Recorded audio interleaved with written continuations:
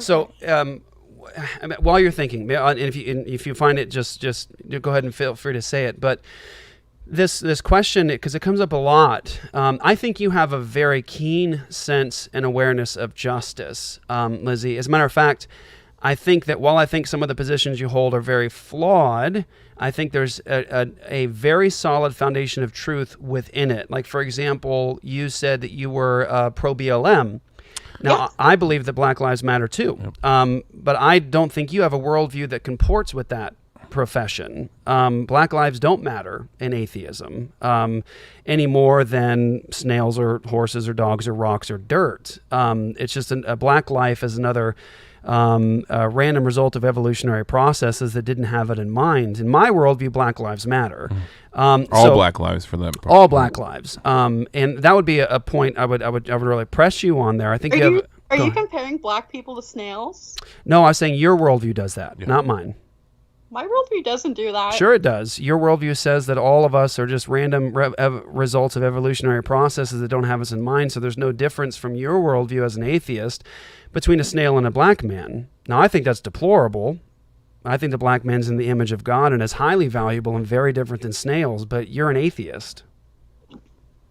I am an atheist. Okay, so there's a difference between a person who is born and something in the womb.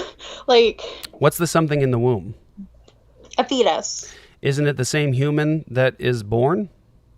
It can be born. But it's the scientifically speaking, because we want to both hold to science, it's the same human being that was in the womb, right?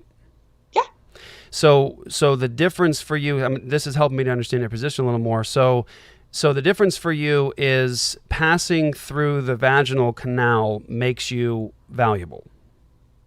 Yes. Okay. You don't get your certificate until then. When you come out, you're not 9 months old. That birth certificate's way more important than I thought it was. So that is what actually gives me value as a human being, is a piece of paper that says I'm valuable. Of course not.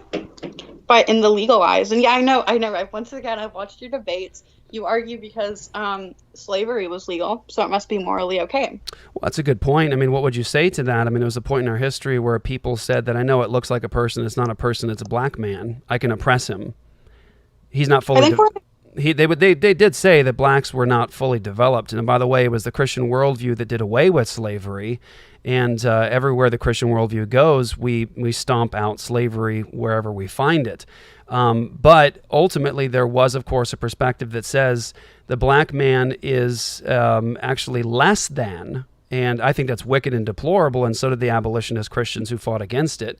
But that's what they would say. They would say, it's not really a person or a human, it's a black man. He's not fully developed yet. Or they said it about the Jews. I mean, they called the Jews parasites.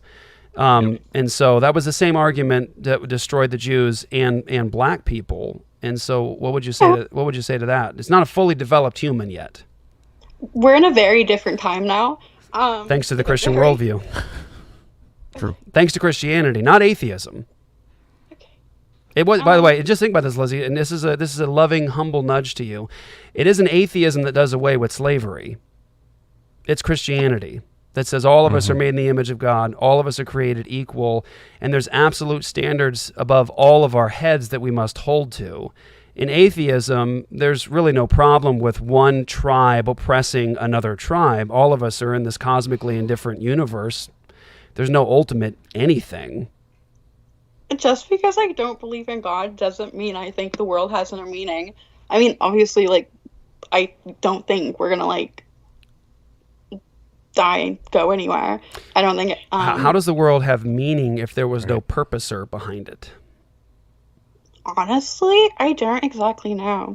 I don't exactly know how. Here's the thing, Lizzie, listen. Yeah. You got to hear me on this. You are living out the image of God within you. That's who you are. It's inescapable, but you are trying to hold to a perspective of the life and of life in the world that totally does not comport with your experience and what you're doing every day. You have a very keen sense of justice and meaning and purpose and value, but all of that contradicts your most basic assertions about the world and life and ethics.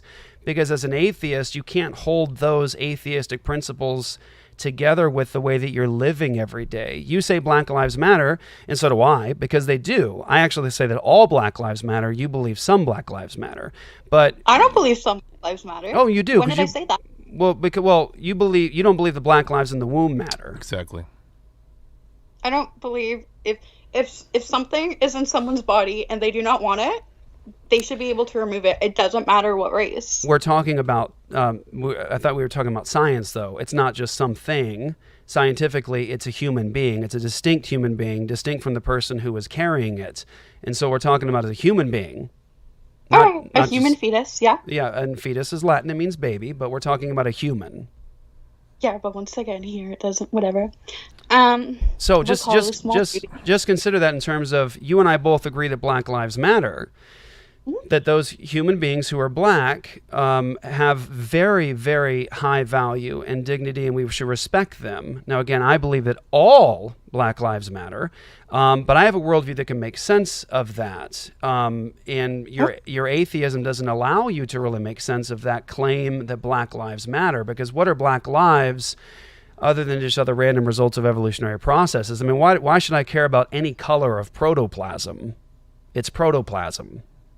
Okay. And so when we talk about the issue of abortion, what we're talking about is one human being violating another innocent and defenseless human being. And if somebody says, well, it's not fully developed, well, neither are 1-year-olds and 2-year-olds and 3-year-olds. We're all in, right now, Lizzie, you and I both are in a stage of development right now, right? Mm-hmm. And you and I both are clumps of cells. But it's not just any kind of clump of cells. We're human beings. We're human clumps of cells.